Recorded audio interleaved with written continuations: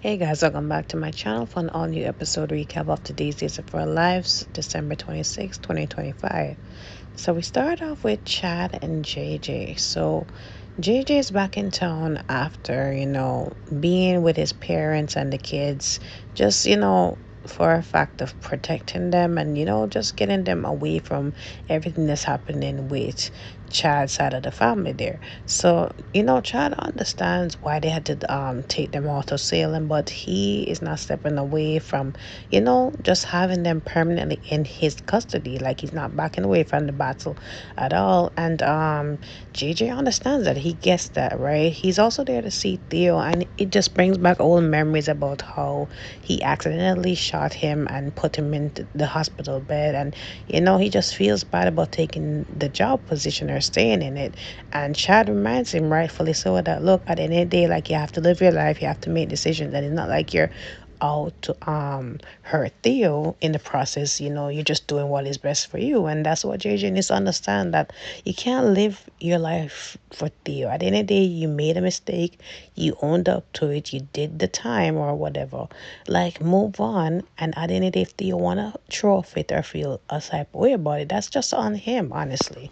So they said, okay, let's just put whatever aside and let's go to the Horton home and do the celebration. Let's just remain cordial, because at the end of the day, it's not just gonna be fixed overnight, and that's true.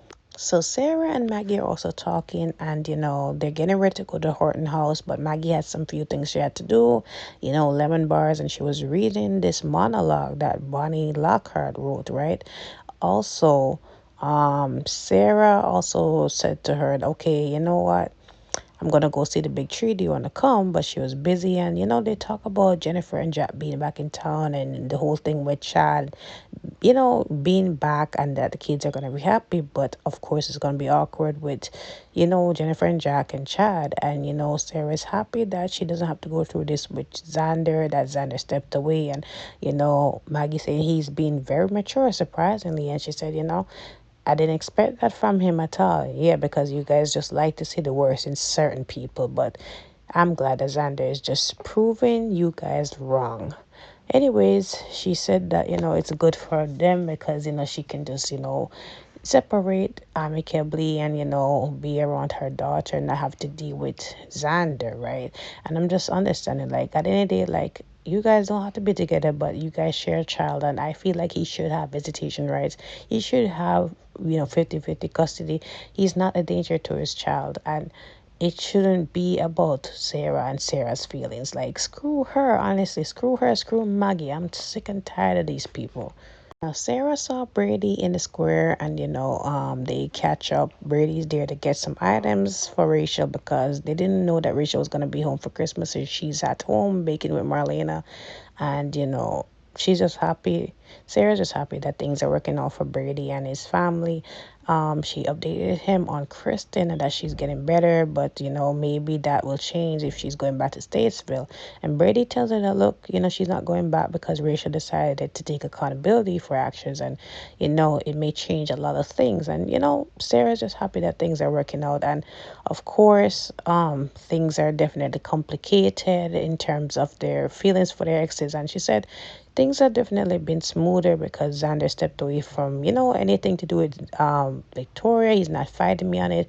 And Birdie's saying, that must be hard for him to step away. And she said, it has made me able to just move from this marriage. And, the divorce is not finalized, but I already know this marriage is over. And also, just you helping me through it, it has been amazing.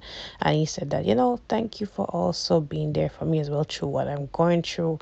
So they had a moment where Victoria threw a train on the ground and he picked it up, and their hands meet, and she thanked him. And again, they look up, they see a mistletoe. I don't know why it just gave Brady the idea to kiss Sarah, and they ended up kissing. To my dismay, I really didn't care for them coming together, but we already know that the soap opera is trying to push them together, which to me is just really gross. Now, Lonnie and Eli is neither here nor there with them. They do come to Salem like 3 or 4 or 5 days in the whole year. So it's neither here nor there what they're up to. They basically came to support Pauline and Abe. They told them that, don't worry about them, enjoy the holidays, and that's what they ended up doing. And they're going to the Horton house as well to celebrate with the rest of the people. Also, they talked about their twins being with Johnny Chanel, and that gave them time to themselves and, be down at the mistletoe.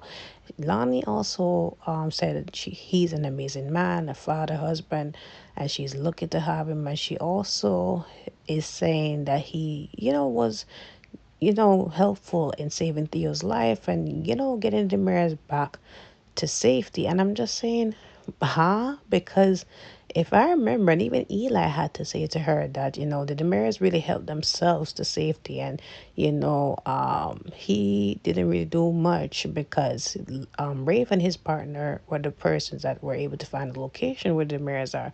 And even then, the Maras really helped themselves. We watched on one of these episodes this week that they helped themselves out of that crypt. They saved themselves from their captor, honestly. The Salem PD, the ISA, the FBI did not do jack to help them. Because even with Kat and Rafe finding the location, they were a little too late.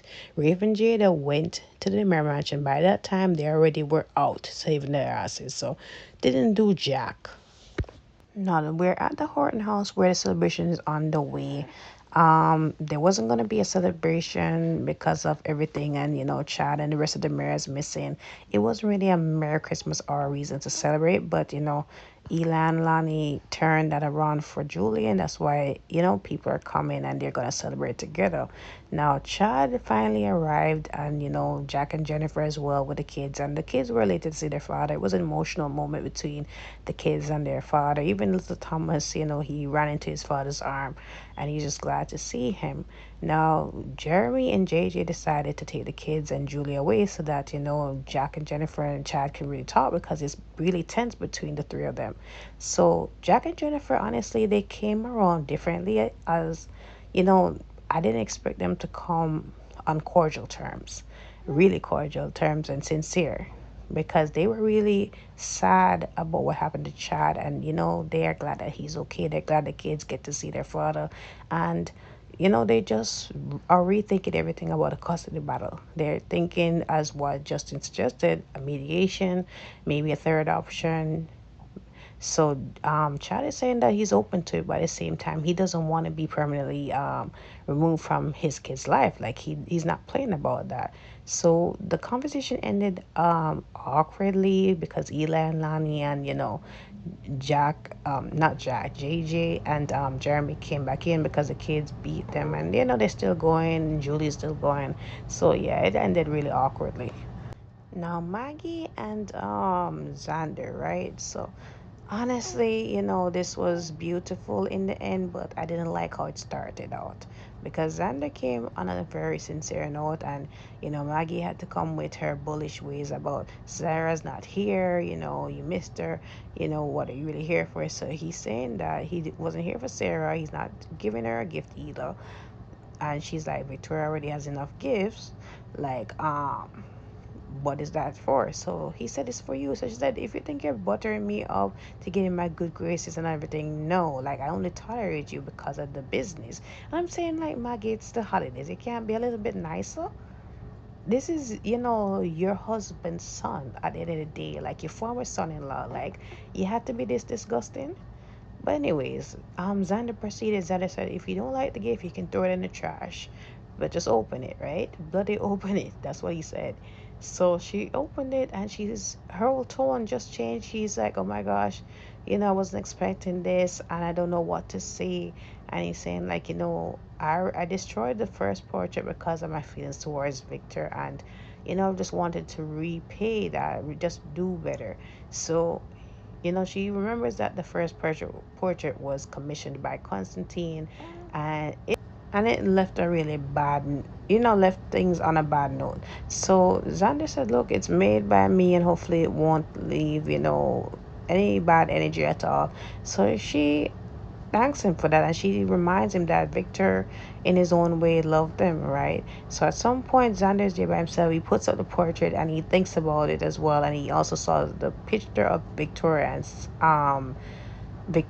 and Sarah together, and he just reflects on it all. I really am hoping that it's a happier 2026 for our boy Xander because he deserves it. Honestly, he's coming far away. He deserves that. He deserves it. I'm tired of looking at his, you know, pitiful look, honestly. So now we're at the Horton house and everybody's getting together. So Lucas is in town as well.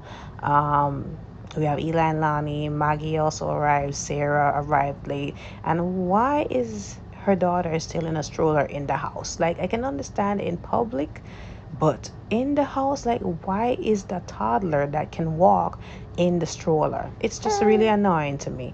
And the fact that we have Thomas and Charlotte representing for the kids, like, why don't we have representation across the board? Why don't we ever see Jules and Carver on days like we hardly see them? Like, we could use some representation of all colors on this thing, honestly.